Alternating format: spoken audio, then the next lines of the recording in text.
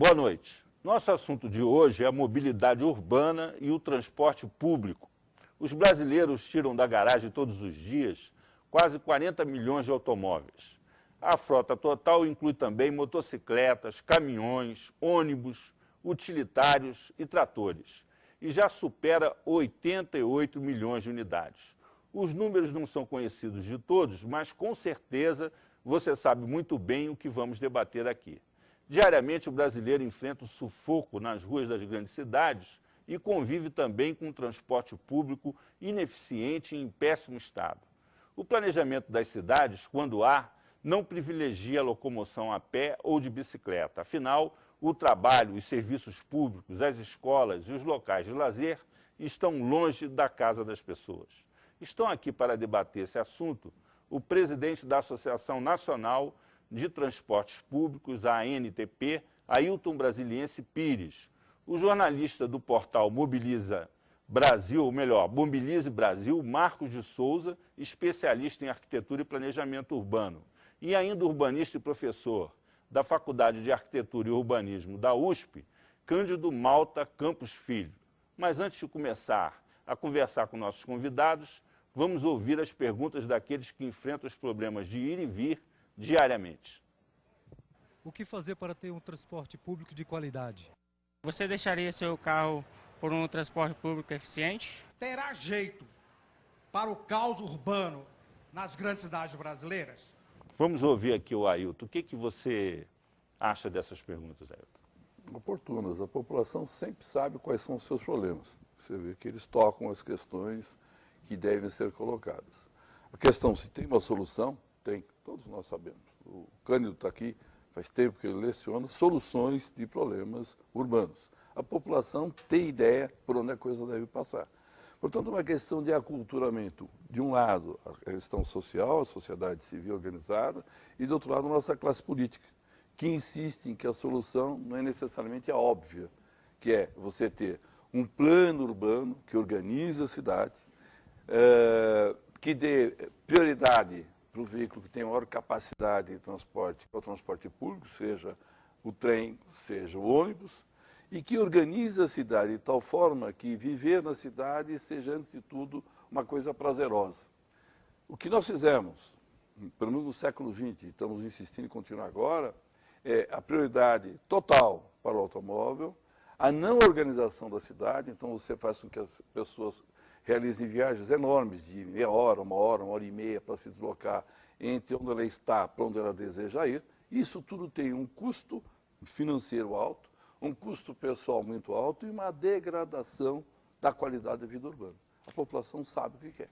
Agora, aparentemente, essa, vamos dizer assim, solução ganhou vamos dizer, uma escala que é até preocupante pela envergadura dos investimentos que precisam ser feitos. Por exemplo, a cidade como São Paulo, que tem vamos dizer assim, um dinamismo econômico muito associado ao mercado imobiliário, e uma escala vamos dizer assim, de gente que precisa ser transportada todo dia enorme. Quantos anos precisaria para se chegar, vamos dizer assim, a um padrão mais razoável de mobilidade em São Paulo? Se é que é possível isso? Olha, vai depender de dois fatores básicos. Um é que a população aceite a ideia que transporte coletivo é a solução. É um problema cultural, né? Hoje nós estamos vivendo uma propaganda maciça a favor do automóvel e isso é difícil de reverter, mas é possível, né? E essa é a primeira condição. A segunda condição é ter recursos suficientes para investir em transporte público na escala do problema. Eu acho que até agora não se investiu ainda na escala do problema.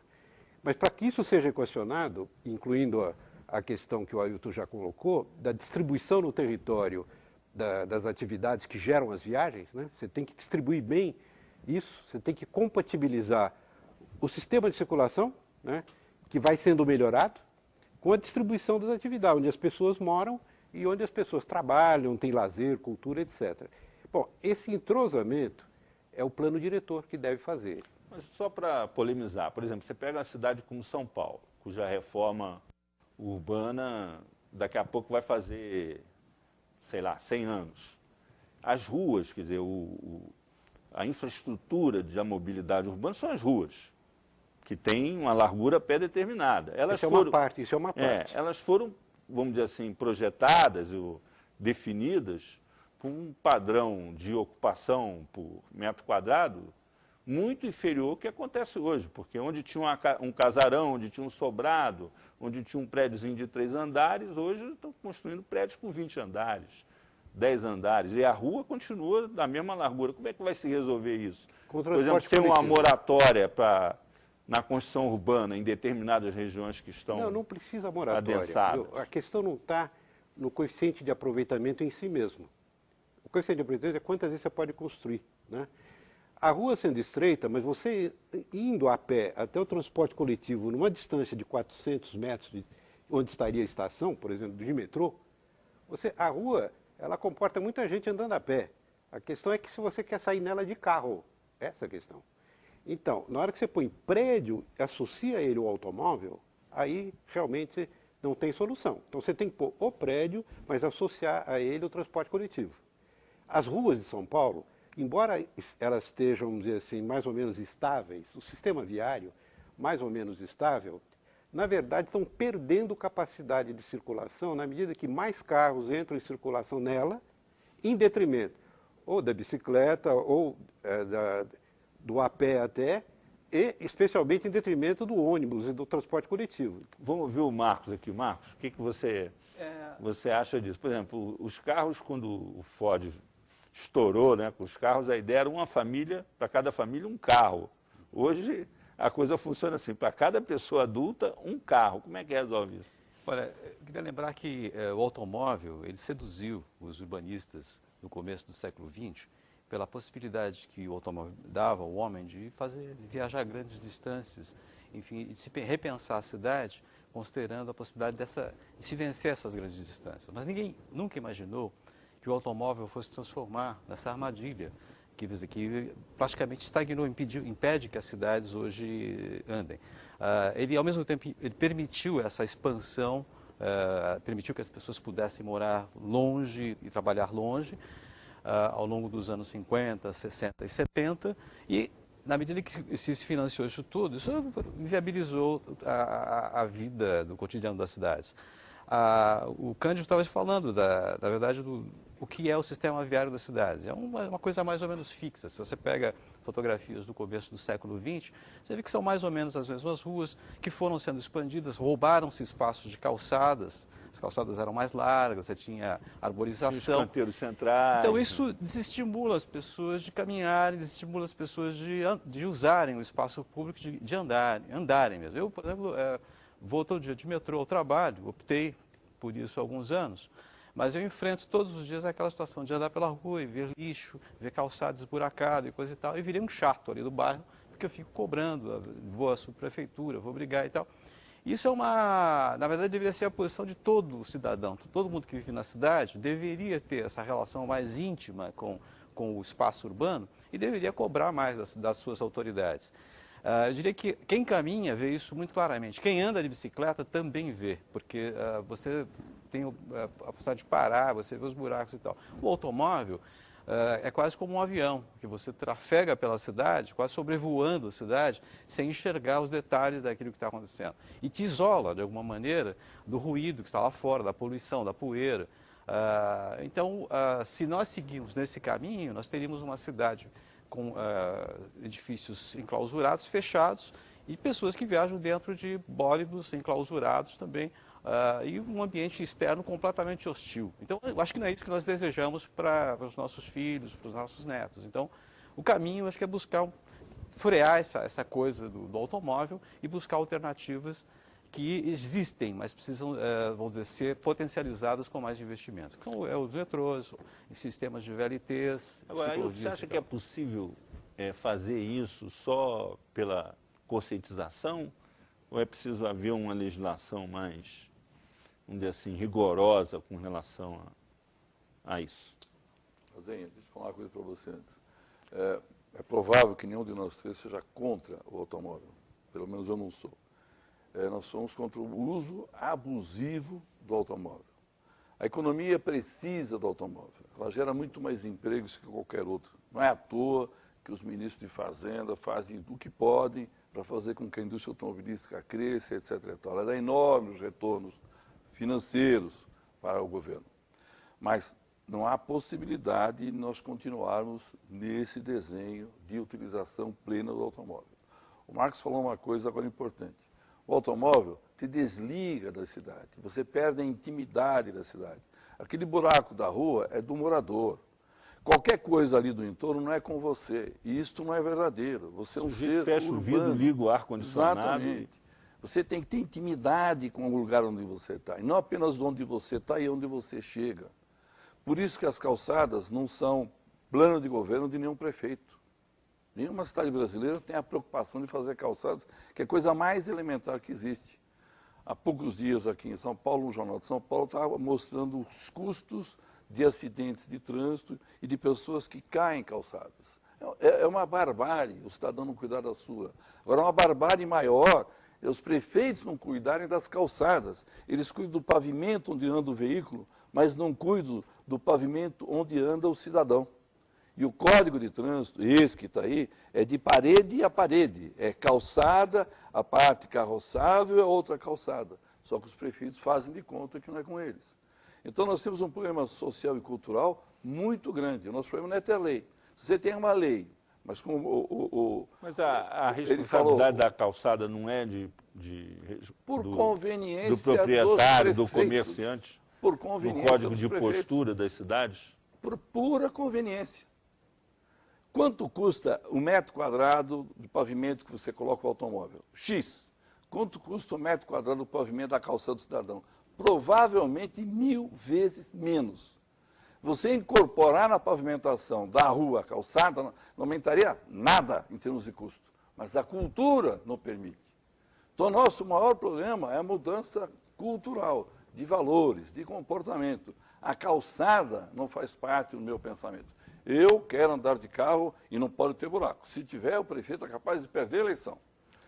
Mas o cidadão que tem uma rua esburacada, existem ruas na cidade de São Paulo que são emblemáticas. A calçada tem meio metro. A rua é em declive. Você tem um loteamento de 5 metros. Eu até vou sugerir para vocês depois algumas ruas em São Paulo que é uma brincadeira alguém imaginar que o cidadão possa, como nós três aqui, imagine alguém com algum problema de locomoção. Aliás, mais. As nossas senhoras, as nossas moças, que andam de salto alto. É impossível elas andarem na cidade de São Paulo, por exemplo. Então, a cultura nossa não permite fazer a mudança. Uma coisa, Vamos ver o Marcos aí que quer viadutos nas cidades brasileiras são muros, na verdade. Se você tentar atravessar os grandes viadutos, os grandes pontes das grandes metrópoles, você vai ver que assim, é quase impossível. Ou porque a calçada simplesmente não existe. E em São Paulo, por exemplo, nós temos lugares onde não existe calçada para a travessia de um viaduto. O viaduto Pacaembu, por exemplo, ele não tem calçada. Eu já tive essa experiência, é um negócio terrível você conseguir atravessar. E tem gente que todos os dias tem que atravessar aquele trecho ali, arriscando a vida. As marginais, as grandes vias urbanas... do Pacaembu? Sobre a ferrovia. Sobre a ferrovia. Ah, sobre a ferrovia. As marginais, as pessoas que trabalham de um lado, do lado de lá dos rios, ou Pinheiros, ou Tietê, e tem que atravessar as marginais para irem ao seu local de trabalho, quer dizer, do outro lado do rio. Elas têm que arriscar a vida todos os dias, porque não há uma forma de parar o trânsito naquelas alças de acesso para que as pessoas atravessem. Isso são milhares de pessoas que passam a pé ou de bicicleta todos os dias. Isso é um desrespeito, é um descaso total das autoridades com o sujeito que põe o pé no chão. Na verdade, as autoridades e as companhias de engenharia de tráfego só pensam no veículo motorizado, né? Na bicicleta começou-se a se pensar agora, algumas faixas e tal, mas o pedestre ainda é o pior, é o pé rapado, é o sujeito que não merece nenhum respeito. Tem um aspecto importante que é a economia do automóvel. De fato, desmontar a economia do automóvel no mundo hoje seria uma catástrofe do ponto de vista da economia, porque imagine, o governo brasileiro é sócio da Petrobras, que é uma grande empresa de petróleo que tem reservas imensas de óleo aí que poderão ser exploradas e poderão alimentar a indústria do automóvel. Existe milhares de empregos, uma riqueza de impostos que é gerada todos os dias por milhares de automóveis que são colocados nas ruas. Isso é uma riqueza, mas é uma riqueza que traz em si também um problema, traz doença, como diz o professor Paulo Saldiva, primeiro pela poluição atmosférica gerada pela má qualidade desses automóveis, gera um problema de sedentarismo, das pessoas não saírem mais dos seus bancos, saem de casa de carro, chegam ao trabalho, voltam sem exercitarem-se. Então, gera doenças e gera um ambiente urbano degradado. Isso é uma responsabilidade pública, é a autoridade que tem que fazer isso. Quer dizer, não há milagre só com a conscientização. Vamos ouvir o professor Cândido. Como equilibrar isso aí? Olha, numa cidade eu não acho grande, bem que é culpa só dos políticos, dos que estão no poder, né? Inclusive, eu já estive no poder da Prefeitura de São Paulo como secretário de Planejamento. Há uma questão de cultura coletiva. Então, um programa como esse, por exemplo, que busca levantar a consciência coletiva, essa crítica de que estamos falando aqui, é a que realmente é o poder democrático que tem que eleger aqueles políticos que vão atender essas nossas exigências. E nós temos que exigir.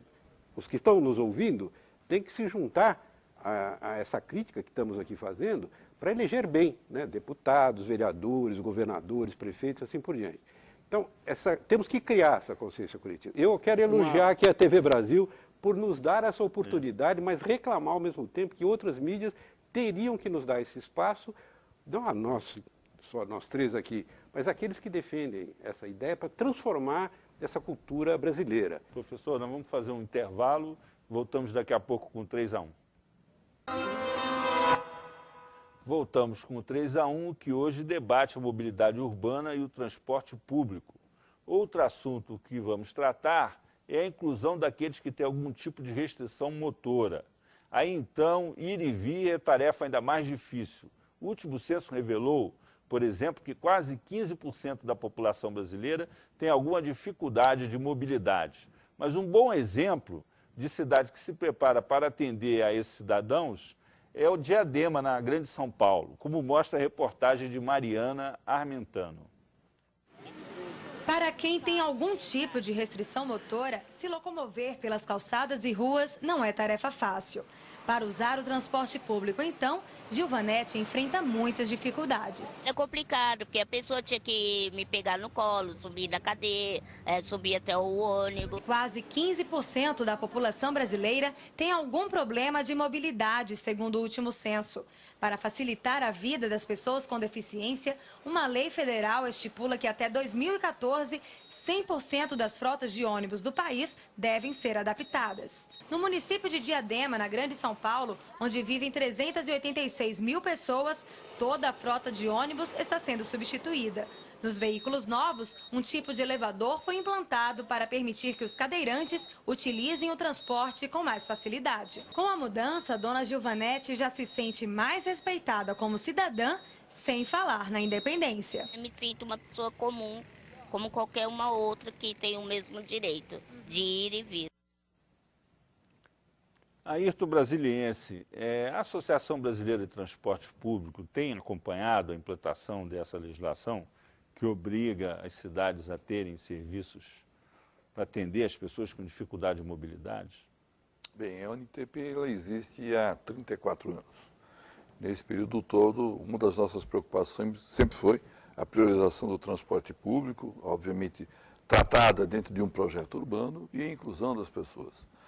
O que a gente acabou de decidir agora, nesse exemplo de Diadema, é uma questão da inclusão, mas a gente precisa lembrar o seguinte: o que nós precisamos ter nas cidades é a inclusão desde quando o cidadão sai da porta de sua casa, ele tem que ter uma calçada adequada, ele chega no cruzamento de uma rua, você tem que ter adequação entre a calçada e o leito carroçável, ali tem que ter uma faixa de pedestre, um semáforo de pedestre, e quando ele chegar no tal do ponto de ônibus, ele tem que ter abrigo, lugar para sentar, tem que ter informação sobre em que momento, se é dali um minuto, dali uma hora que vai passar o transporte coletivo dele.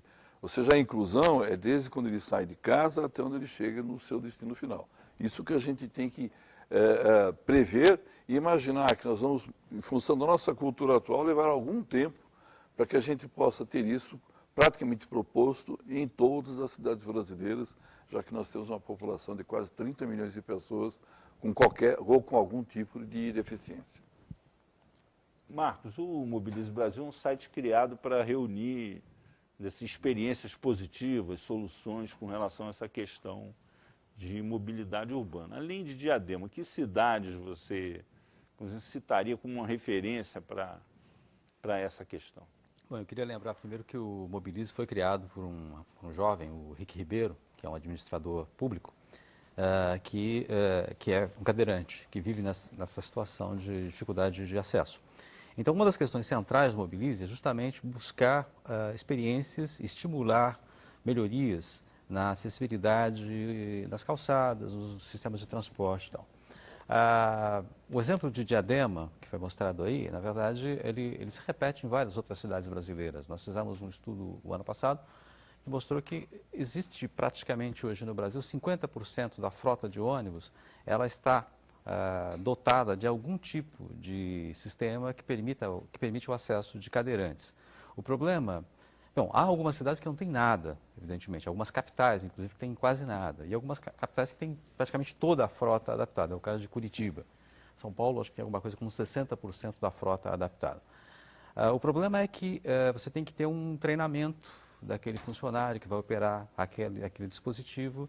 Você tem que ter também uma manutenção daquele dispositivo, de maneira que a pessoa que vai acessar aquele veículo possa, de fato, se sentir confortável e segura, bem acolhida no transporte público. O metrô de São Paulo tem uma experiência antiga, já desde sua origem, de receber muito bem os cadeirantes. Mais recentemente foram instalados dispositivos como elevadores que permitem acesso universal, mas é quase uma exceção. E eu lembrei de Montevidéu, onde há muitos anos atrás fui visitar Montevidéu e me estranhei muito a delicadeza e assim, a tranquilidade com que os cobradores de ônibus paravam os veículos, desciam para recolher velhinhos, né, idosos, que a população idosa é muito grande, e esperavam a pessoa sentar, saíam, no outro ponto desciam outro velhinho. Era um processo assim, as viagens duravam mais, demoravam mais, porque a população é uma população envelhecida. E nós vamos no Brasil, daqui a alguns anos, ter exatamente essa situação de um aumento da população idosa que vai demandar cuidados para acesso a transporte de todo tipo. Então, esse é um problema, de fato, importante e que mereceu até uma referência na nova política de mobilidade urbana. Mas como é uma lei, ainda a gente não sabe, leis brasileiras pegam ou não pegam, nós vamos ver se essa lei pega e se de fato os municípios brasileiros vão ser estimulados a melhorar suas calçadas para permitir que as pessoas circulem com suas cadeiras ou não tropecem num buraco e possam chegar até um veículo de transporte com segurança e conseguir chegar aos seus destinos. Mas, enfim, essa discussão é muito longa, a gente poderia levar horas aqui falando sobre isso. Cândido, as estatísticas mostram mais ou menos que 90% do espaço de mobilidade, vamos dizer assim, urbana, é ocupado por automóveis, pelo transporte individual, de 10% da população. E em torno de 90% da população, que utiliza transporte coletivo, ocupa 10% das vias. Talvez Brasília tenha sido, vamos dizer assim, a consagração urbanística desse modelo de transporte baseado num automóvel e tal. Isso sempre foi muito questionado lá na Faculdade de Arquitetura da Universidade de São Paulo, onde o senhor leciona. O que se fala sobre isso agora? É possível reverter isso, inverter essa equação, ter 90% das vias, ou pelo menos 50% das vias, ocupado por 90% da população? Essa vai ser a tendência? O que está acontecendo? Olha, Brasília é um caso muito particular no Brasil, né, porque foi uma cidade, o núcleo central, projetado pelo Lúcio Costa, com muita generosidade no sistema viário. Então, embora esteja entupido, vamos dizer assim, ele tinha, o eixo central é extremamente generoso, né? Então, ele é excepcional. E tem lá qualidades urbanísticas que eu acho que são muito positivas, como são as ilhas de tranquilidade de moradia, as unidades de vizinhança. É uma qualidade excepcionalmente boa. Você consegue, morando ali, ter por perto o comércio, a escola, etc., que é um modelo muito positivo que devemos adotar no Brasil inteiro. O que foi errado em Brasília foi não ter sido concebida para ser expandida além dos 500 mil habitantes, que era o que o Lúcio Costa previu. Quer dizer, a cidade hoje, com a cidade de satélites, está a mais de 1 milhão de habitantes, já extravasou fora do Distrito Federal. Então, você tem uma região metropolitana em torno de Brasília que exige um outro tipo de planejamento. E aí, o transporte coletivo deverá se impor. E isso é que está se tentando, com uma dificuldade lá em Brasília, de ter baixa densidade. Então, dificulta você implantar um transporte de massa que exige densidades mais altas. Então, esse é o conflito, né, que está se vivendo lá, mas que se repete nas demais cidades brasileiras. Eu queria mostrar mesmo Belo Horizonte, que teve o início planejado só para um núcleo inicial, Goiânia, que teve o início planejado só para o núcleo inicial, ou mesmo Curitiba, que teve um planejamento pelo Jaime Lerner, que estabeleceu os corredores de ônibus e que agora também estão sendo superados. Isso quer dizer o quê? Nós temos que pensar na frente, no dinamismo da sociedade brasileira, né, diferente do Uruguai com Montevidéu.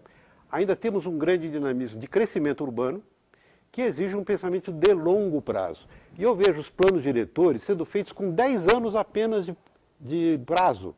O pessoal de transporte, eu aqui me congratulo com eles, o Ailton é representante dessa linha, percebe que tem que pensar 20 anos na frente. É o caso do metrô aqui de São Paulo, sempre planejou 20 anos na frente.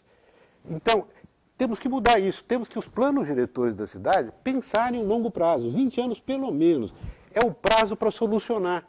Na hora que você encurta o prazo, você já desistiu de solucionar. Você vai empurrando com a barriga o problema. Então, tanto Brasília como São Paulo, Rio, Belo Horizonte, todas as grandes metrópoles, todas as cidades médias devem pensar assim. Quero dar o exemplo de São José dos Campos. São José dos Campos contratou a mim, meu escritório, agora recentemente, para fazer esse plano de 20 anos na frente e fazendo o cálculo da capacidade de suporte. O Ailton conhece muito bem esse cálculo. É pioneiro no Brasil. Aqui em São Paulo foi feito esse cálculo, eu até coordenei tecnicamente para a Secretaria de Transportes Metropolitanos, para a região metropolitana, com foco no município. Esse cálculo é que dá os números do que você pode construir em função da capacidade de suporte do sistema de circulação, que inclui o viário e o transporte coletivo. Então, esse cálculo é essencial. Há 30 anos que nós defendemos esse cálculo. O prefeito Olavo Setúbal começou há 30 anos atrás, ele foi paralisado por 30 anos, ficou engavetado por todo esse tempo.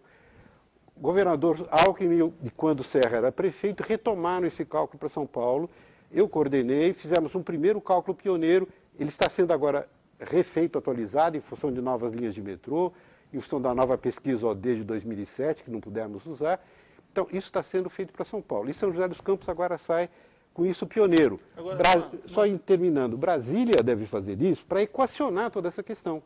Então, eu não sei se estão fazendo. Ao que eu saiba, não sei se eu tenho alguma informação a respeito, que eu saiba não está. Uma pergunta que tem a ver com isso. A tendência hoje é o seguinte: a população de mais baixa renda, ela expande as cidades pela periferia, quer dizer, ou seja, ela tem menos recursos, mas tem que se deslocar por distâncias muito maiores. Sim. Isso é uma característica da expansão das regiões metropolitanas brasileiras. E a população de classe média e tal é que vai para, vamos dizer assim, para a verticalização de bairros com mais infraestrutura e tal. É possível tentar reverter isso? Se é uma intervenção pública forte? Tem que ter uma intervenção pública forte. E essa intervenção está prevista na Constituição. Justamente a Constituição deu poderes aos municípios dessa intervenção forte. E qual é a ideia? Fazer a cidade cumprir função social, assim como a propriedade urbana. Quer dizer, a especulação imobiliária está definida na Constituição e pelo Estatuto da Cidade, que é uma lei federal, como negativa. A especulação imobiliária tem que ser combatida. E os instrumentos estão lá previstos, juridicamente. Agora, quem vai ter que aplicá-los são os municípios, através dos planos diretores.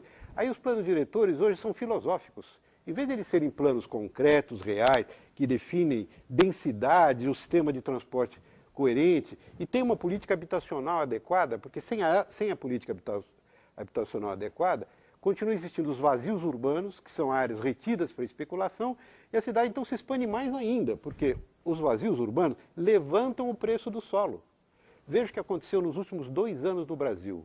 Duplicou o valor dos imóveis de um modo geral. Falando em grandes linhas, duplicou. Bom, o que significa isso? Piorou enormemente o acesso à moradia, porque duplicou o preço. Então, nós estamos numa contramão. Nós temos uma possível bolha imobiliária, né, está se falando nisso, né, que deu origem à grande crise internacional que estamos vivendo lá nos Estados Unidos. Ela poderá se reproduzir no Brasil se não tomarmos cuidado. Vamos fazer um intervalo, voltamos daqui a pouco retomando essa discussão. Ações dos municípios para o fortalecimento do transporte público. Mais informações para os usuários de ônibus e metrô, mais transparência no aumento das passagens e controle da poluição no trânsito. Tudo isso está previsto na nova lei que começa a valer daqui a 100 dias. A nova lei tem o objetivo de tornar mais fácil a mobilidade das pessoas, o tráfego de veículos e o acesso aos diversos meios de transporte. Pelo texto, os estados vão ter mais autonomia para tomar medidas como o rodízio, que já é adotado na cidade de São Paulo por causa dos engarrafamentos.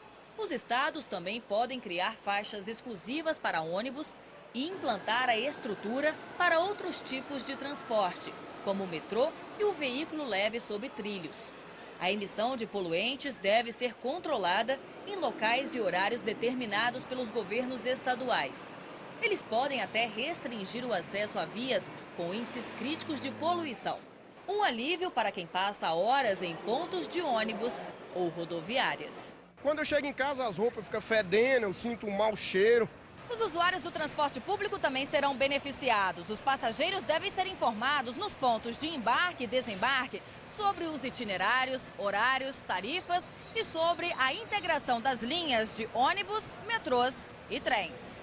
A lei também permite que municípios, estados e o governo federal criem impostos e taxas para investir na mobilidade. Todos os recursos desses tributos deverão ser investidos exclusivamente em infraestrutura do transporte público. Eu acho que deveria resolver com os impostos que a gente já paga. A União será responsável pelo transporte público interestadual, mas poderá fazer parcerias com estados e municípios para melhorar a prestação de serviço. Professor Cândido, a reportagem da Jaqueline mostra uma série de medidas que precisarão ser adotadas no prazo de 100 dias. E a gente sabe que no Brasil tem lei que pega e lei que não pega. Qual é a sua opinião sobre essa nova lei? Olha, para ela pegar, nós temos que pressionar os poderes constituídos para que a utilizem, né? Se nós não pressionarmos, não pega. A lei pega sim. Bem, eu entendo que é uma lei essencial, ela vem reforçar muito o planejamento das cidades, porque ela obriga que o plano de transporte seja feito em conjunção com o plano diretor da cidade. É isso que temos defendido de longa data, mas normalmente esses planos são desconectados. Quer dizer, você planeja um sistema de transporte, em geral tem sido mais correndo atrás do prejuízo, sem pensar muito o longo prazo, e do outro lado um plano diretor muito sujeito às influências do mercado imobiliário, que tende a verticalizar, tende a adensar, e aí não considerando a capacidade de suporte do sistema de circulação. Então, esse entrosamento, eu acho que deve ser feito. Eu sinto falta nessa lei federal da exigência de um cálculo que faça esse entrosamento, especialmente para cidades de um certo porte para cima, de 200 mil habitantes para cima, deveria esse cálculo ser obrigatório. É como hoje para uma estrutura de um prédio. Você não pode construir um prédio se você não faz o cálculo da estrutura de suporte. E quando esse cálculo é mal feito, o prédio cai. Então, essa exigência, eu acho que ficou faltando na lei federal. Mas ela é muito boa, né, no sentido de fazer valer o planejamento das cidades. Eu acredito que as cidades que estão sofrendo esses congestionamentos crescentes perceberão, né, que o cidadão comum vai perceber que sem planejamento não há solução. Eu também queria dizer que eu me congratulo com um dispositivo especialmente da lei federal, que é admitir o pedágio urbano. Eu entendo que o pedágio urbano é a grande solução que temos pela frente, porque ele aumenta os recursos públicos para o transporte coletivo e reduz o uso do automóvel nas cidades. Quer dizer, essa é a questão que temos que enfrentar. Quer dizer, e claro que esse é controverso, isso, ninguém gosta de pagar até ali alguém que estava lhe dando entrevista, eu não quero pagar mais nada, os impostos já são suficientes para isso. A verdade é que quem hoje usa as cidades está pagando um imposto indiretamente. Você acha que quem tem automóvel tem que pagar para usar determinadas áreas da cidade, circular em determinadas áreas da cidade. Das congestionadas. Teria que pagar uma taxa extra para ter acesso. Ele transfere esse custo, não apenas para ele paga esse custo em parte do tempo que ele está perdendo e da saúde que também está sendo abalada. Mas ele joga isso nas costas de todos os demais cidadãos. Quem usa o ônibus fica também afetado. Quem até está andando a pé pela calçada está respirando aquela poluição que o congestionamento está produzindo. Ailton, você acha viável assim, soluções desse tipo? A gente sabe, por exemplo, que as nossas regiões metropolitanas são áreas conurbadas, com administrações municipais que muitas vezes estão em mãos de partidos que são antagônicos, um sabota o outro. Como é que essa coisa poderia se resolver? Bom, tem umas pré-condições aí, né, Zito? Primeiro, o que a gente precisa considerar é o seguinte: o Brasil, nos próximos 20, 30 anos, segundo o IBGE, vai ter mais 40 milhões de pessoas morando em regiões urbanas. Nesse período, a frota de veículos do Brasil deve se tornar a terceira do mundo, vai passar a casa dos 100 milhões. Como é que fica São Paulo, uma cidade como São Paulo, numa projeção dessa aí? Num cálculo desse aí? Não, São Paulo não vai explodir, vai passar de 11, 12 milhões, talvez chegue a 14, 15. Mas São Paulo é o centro de uma ilha, que é a região metropolitana, onde tem outros 39 municípios, e esse conjunto tem hoje 20 milhões de habitantes. Esse conjunto deve subir um pouco mais, na faixa de 20, 24, 25 milhões. Então esse é um dado, nós vamos ter mais gente. O outro dado, nós vamos ter mais veículos. O terceiro, naturalmente, pelas últimas administrações, principalmente as federais, o Brasil vai ficar mais rico. Ficando mais rico, vai ter mais automóvel e vai ter a tendência de fazer mais viagens. Isso é inexorável. Pode ser que mude daqui a 50 anos, mas nos próximos 20, o Brasil vai ficar mais rico, vai ter uma melhor distribuição de renda, vai ter mais estímulo para o uso do automóvel. Ou de um transporte coletivo com qualidade. Faltou essa palavra. Um parênteses. Há uma polêmica enorme com relação ao chamado trem-bala, que ligaria São Paulo, Campinas e Rio de Janeiro. Mas um dos argumentos a favor do trem-bala é de que a velocidade do transporte permitiria que as pessoas se deslocassem para mais longe, para morar, para trabalhar, enfim, isso geraria um outro tipo de ocupação. O que você acha disso? O projeto do trem-bala é um projeto de desenvolvimento regional. No caso de São Paulo, você tem uma macrometrópole que vai de Sorocaba a São José dos Campos, de Campinas a Santos, passando por São Paulo, você tem toda a região do Vale do Paraíba e do Rio. Não é um projeto pontual que ligar a cidade de São Paulo à cidade do Rio de Janeiro e novamente de São Paulo a Campinas. Portanto, é um projeto que tem que ter um envolvimento econômico muito grande. Depende daquilo que o governo federal e os governos estaduais e os governos municipais estão pensando em termos de futuro nesse eixo econômico que hoje tem um peso significativo para toda a economia brasileira. Professor Cândido, você acha que já existe um consenso, ou precisa ser construído um consenso para que esse projeto possa ser executado com sucesso? O do trem-bala? Isso. Sim, há muita dúvida sobre a viabilidade econômica dele em termos do número de passageiros que ele transportaria. E até os interessados têm dito isso, que eles vão ter uma garantia de receita, né, das empresas privadas que se dispõem a entrar nessa concorrência. E aí essa dúvida que persiste um pouco, né, de qual é o nível desse subsídio que o governo federal teria que despender. Agora, depende muito do desenvolvimento urbano que possa ser desenvolvido entre São Paulo e Rio e entre São Paulo e Campinas, porque poderá ser gerado um número maior de viagens, o que viabilizaria o sistema. Então, essa ideia, vamos dizer, de desenvolvimento linear ao longo da linha, com as estações funcionando como polos geradores de urbanização, está de pé.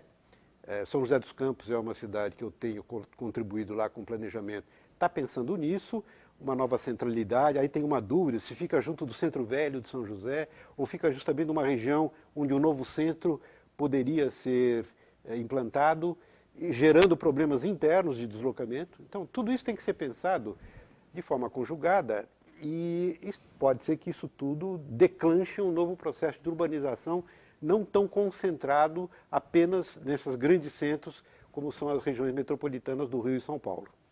Marcos, o que você acha disso? Nós já temos uma grande área conurbada, né? E a tendência é de que essa coisa vá se estendendo. Isso pode ser de forma espontânea ou direcionada. Como é que você vê essa questão?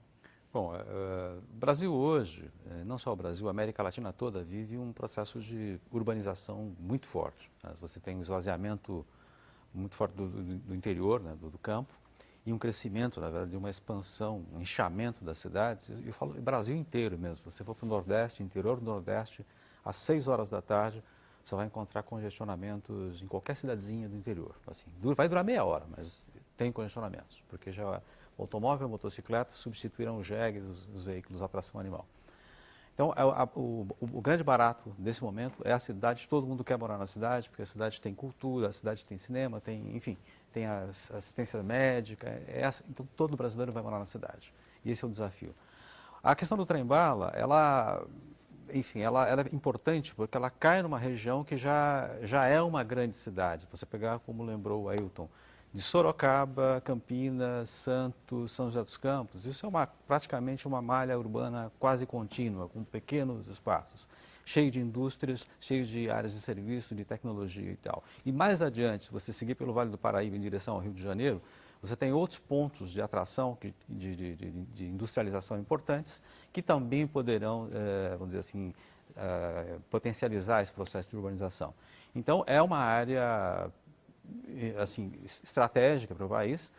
Eu acho que poderia ser comparada àquela área da Holanda, que reúne Amsterdã, Roterdã, Utrecht, que são cidades que estão relativamente próximas, mas conectadas por uma rede de transportes muito densa e que permite que as pessoas viajem rapidamente de uma cidade a outra usando o mesmo bilhete. O trem-bala não vai servir para isso. O trem-bala, ele é principalmente um veículo alternativo ao avião, na minha opinião, à ponte aérea.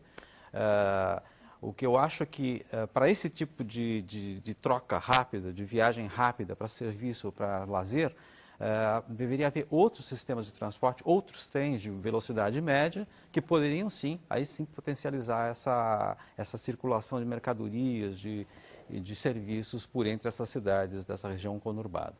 E eu acho que esse assunto não foi suficientemente abordado pela política nacional de mobilidade urbana. Ela não dá conta disso. Quer dizer, essa novidade que está surgindo, que é essa macro-região, ela é quase uma exceção no cenário brasileiro, mas poderá vir a se repetir em outros estados do país também. Então, um desafio novo, e aí para os urbanistas que vão ter que voltar suas pranchetas e seus computadores para pensar essa questão. Eu queria acrescentar só uma coisinha. Os trens de velocidade média, 300 km por hora, não é o trem-bala que se prevê com 500 km por hora. Então, na Europa, tem muitos 300 km por hora. Eu andei, por exemplo, de Moscou a São Petersburgo, um trem de excelente qualidade em 300 km por hora. Então, aqui se exagerou. Ou é o não trem, ou a ausência dele, ou é um trem-bala. Não, tem o trem mais ou menos, vamos dizer assim. A viabilidade de um trem com 300 km por hora, que tem um traçado não tão retilíneo quanto tem que ser o trem-bala para atender aos 500 km por hora, talvez tivesse um custo menor e tivesse uma viabilidade maior. Então, eu acho que essa opção dos trens de velocidade média deveriam ser mais considerados do que estão sendo. A gente tem, por exemplo, no caso lá de São Petersburgo, essa linha de trem tem 100 anos, elas foram sendo modernizadas e tal. E a gente já teve uma malha ferroviária para o transporte urbano muito significativa. Ainda tem, mas o estado dos trens, quer dizer, essa modalidade de transporte, ela foi muito relegada, abandonada, né? Inclusive o fim dos bondes. O que você acha que poderia ser feito? Porque é um desperdício, né, de calha para fazer o transporte de massa, né? Você não precisa cavar um buraco, fazer um túnel. Bom, é uma questão, por exemplo, por que você faz metrô? Você faz metrô para preservar a cidade. Você faz o metrô para aproximar a moradia de trabalho, saúde, lazer, etc. Né? É inviável, inimaginável você construir metrô em São Paulo, Rio, Belo Horizonte, se você não fizer enterrado.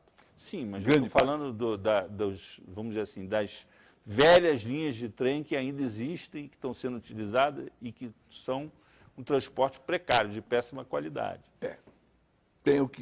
Tanto São Paulo como Rio estão recuperando a sua malha ferroviária, né?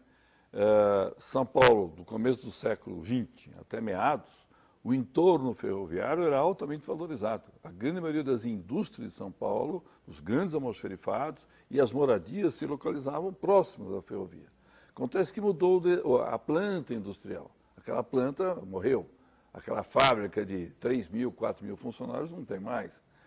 Outra coisa é que as ferrovias se instalaram muito próximos aos rios. Temos que lembrar que a nossa ferrovia começou com a Maria Fumaça. Precisava de lenha e precisava de água. Logo, precisava de ser o mais próximo possível. Precisava de um desnível mínimo, que o rio normalmente tem, por volta de 1%, 2%, exagerando. Essas condições se alteraram da metade do século XX para frente. E aí, a região urbana degradou.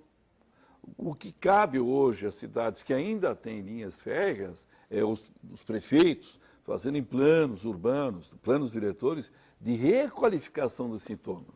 Porque ali você está um pouco longe, ou melhor, você está muito perto de regiões extremamente densas. Só nos 300, 400 metros próximos à ferrovia é que houve a degradação. Se foi degradado, se está degradado, é a terra mais barata que tem hoje. Então, hoje, o melhor lugar para você investir e você adensar é no entorno das linhas antigas ferroviárias e que estão sendo remodeladas. São Paulo, até 10 anos atrás, as ferrovias, não o metrô, as ferrovias não chegavam a transportar 1 milhão de pessoas. Hoje a CPTM transporta quase 3 milhões de pessoas.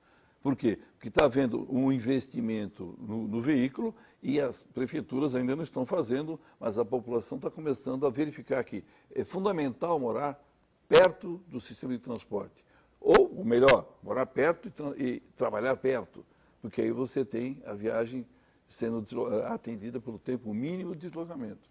Mas isso é uma visão que precisa ser reconstruída no Brasil. Aquilo que foi feito no começo do século XX, aquele projeto urbano com transporte, que a lei da mobilidade agora está indicando, ele tem que realmente ser adensado. Com trilho, quando tiver trilho, com corredor de ônibus qualificado, sempre que possível. Marcos, o que você acha disso? Então, os trens já existem aí, como o Ailton lembrou, eles estão sendo modernizados, é uma rede já existente, mas é praticamente hoje uma rede urbana.